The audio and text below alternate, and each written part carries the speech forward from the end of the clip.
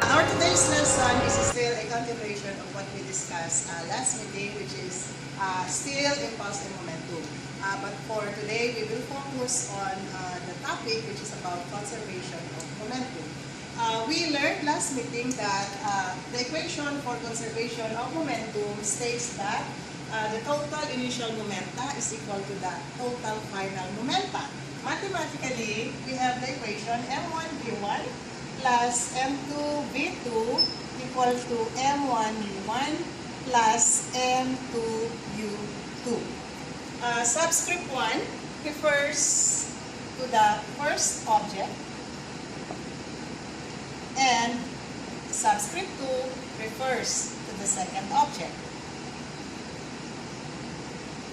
So m refers to the mass of the first object and second object. And then for v1, this is the velocity of the first object before collision. v2, velocity of the second object before collision. u1, velocity of the first object after collision. And u2, velocity of the second object after the collision.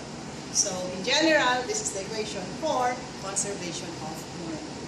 So we will have an application of this. Application of the conservation of momentum is the ballistic pendulum. The ballistic pendulum class, you will use this in your experiment 202, which is all about conservation of momentum using the ballistic pendulum. The concept behind ballistic pendulum is actually the type of collision, which is inelastic. So for example, this is our picture of a real ballistic pendulum.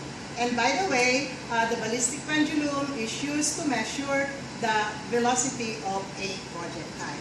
So for example, this is the ballistic pendulum. So we have here the pendulum. So this is the launcher, which will launch the projectile, which is in the form of a steel ball. So suppose this will be the picture that we will discuss. So we have here M1, which is the steel ball, or this is the projectile, and this is the pendulum, which will be our M2. Okay, so let's label. So suppose this is M2, which is initially at rest. So our V2 is 0. M1, this is the mass of the projectile, and V1, this will be our concern. So we will determine the velocity of the projectile prior to the collision. Actually, there are two parts. This is before collision and after collision.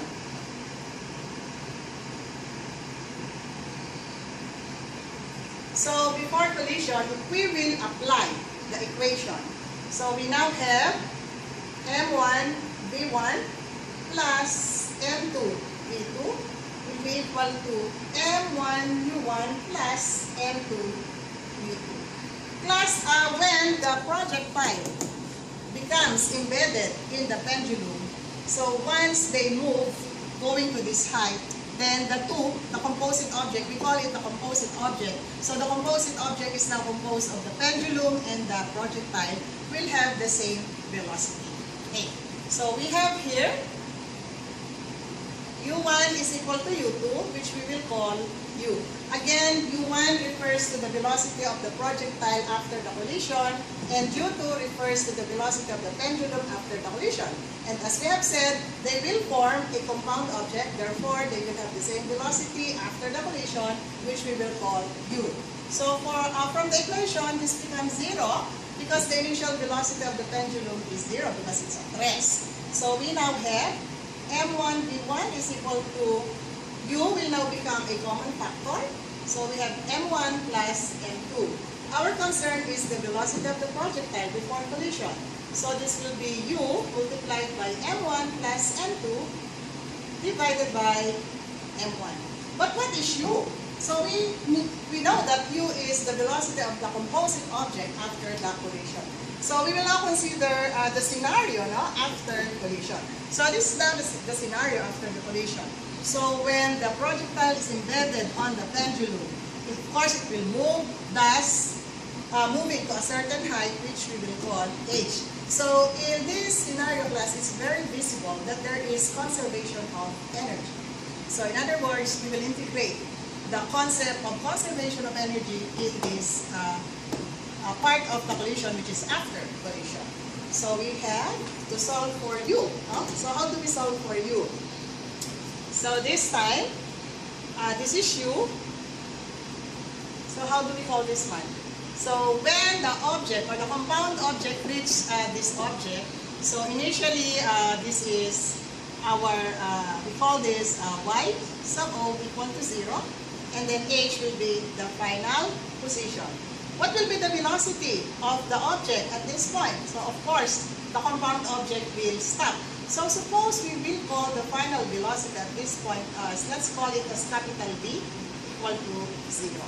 So from conservation of energy, so law of conservation of energy, so we have, again, what's the equation for conservation of energy?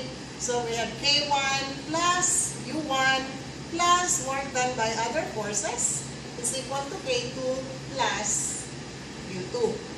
K1. So we have K1 because once the projectile embeds on the pendulum, it will move at an initial velocity of U. So this is now 1/2 M1 plus M2 multiplied by U plus, this is at 0. So meaning this is equal to 0. There are no other forces, so we don't have work done by other forces. And then the object will come to rest, so this is also 0. And then the object will have a final position, which is y. So this is now m1 plus m2 g multiplied by h. So this cancel. So finally, our u will be equal to, oh, this is squared. Yeah, that should be squared because this is kinetic energy. So u will become square root of 2gh. So this is now the velocity of the composite object after the collision. So we now substitute to the equation. So then v1 becomes square root of 2gh multiplied by m1 plus m2 divided by m1. So in general, this will be the equation to determine the initial velocity of the projectile prior to the collision. The problem that we solve, the ballistic pendulum, as we have said, is an example of inelastic collision because there is embedding or there is the formation of a composite object. So this time, the next example will be an example of elastic collision. So in an elastic collision, the objects that collide do not stick together. Okay, so according to the problem, we have two marbles, one moving to the left and the other one moving to the right. Okay, so let's start with one as the marble which is moving to the right. So they are moving along a horizontal surface and it is frictionless. So we will not consider friction here. So one will be moving to the right. So what is M1? The one moving to the right. So M1 is 0.030 kilograms. Given in grams, so we will convert to kilogram because the velocity is MKS system with a velocity of, what's the velocity? 0.20 meter per second. And then the object that is moving to the left, we will call the second object, or M2, has a mass of 0.015 kilogram. So it's moving to the left with a velocity of 0.40 meters per second. So we are required to determine the following. So for letter A, find the velocity of each after the collision. So when we say velocity, it has to be magnitude and direction. So we have to solve for U1 and U2. And then letter B, we will determine the change in the momentum of each marble. So that will be delta P1 and delta P2. And in letter C, the change in the kinetic energy for each marble. So it will be delta K1 and delta K. Okay. So again, we will apply the law of conservation of momentum. Okay, so let's now solve for letter A. We will determine the velocity of the first ball and the second ball after collision. So applying law of conservation of momentum, again we have m1 v1 plus m2 v2 is equal to m1 u1 plus m2 u2. So let's now substitute the values. So m1 is 0.030 multiplied by 0.20 plus m2 is 0.015 multiplied by velocity. This is to the left, so we have to make this minus 0.40 equal to 0.030 u1 plus 0.015 u2. Okay, what's the answer here? 0. So this is now equal to 0.030 u1 plus 0.015 u2. So let's solve for u1. Let's say, so this will be equal to negative 0.015 over 0.030 u2. So what is u1 in terms of u2? Negative 0.50 u2.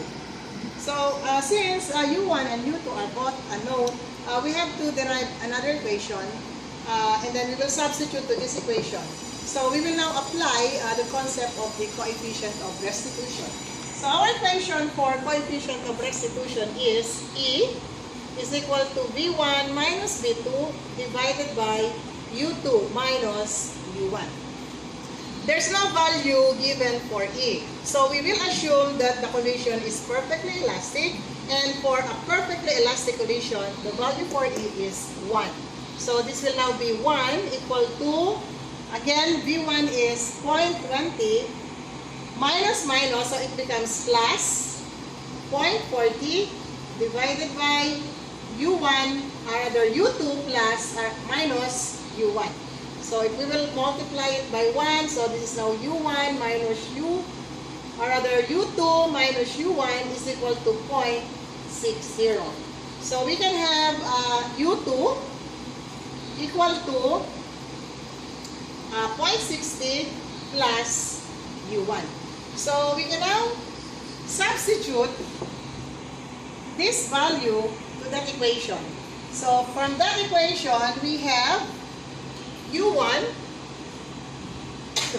equal to negative 0.50 U2. And what is U2? We have 0.60 plus U1. So we can see that there is only one unknown. So let us simplify the equation. So we have U1 is equal to negative 0.3 minus 0.50 U1. So let us solve for U1.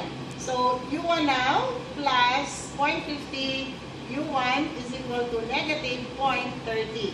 So 1.5 U1 is equal to negative 0.30. So U1 is negative 0.2 meters per second. Or this can be expressed as 0.20 meters per second to the left because our motion is along the x-axis. So our U2 is 0.60 minus 0.20. So U2 will be 0.40 meters per second. Or this is 0.40 meters per second to the right. So these are the velocities of the two objects after collision. For letters B and C, I will be assigning it to you class, no? So that you can practice the concept of our conservation of momentum. So I will give you a clue. So since we have a perfectly elastic collision, the sum of delta P1 and delta P2 should be equal to 0. And also for letter C, the sum of delta K1 and delta K2 should be equal to 0 because in a perfectly elastic collision, both the momentum and the energy are conserved. Thank you.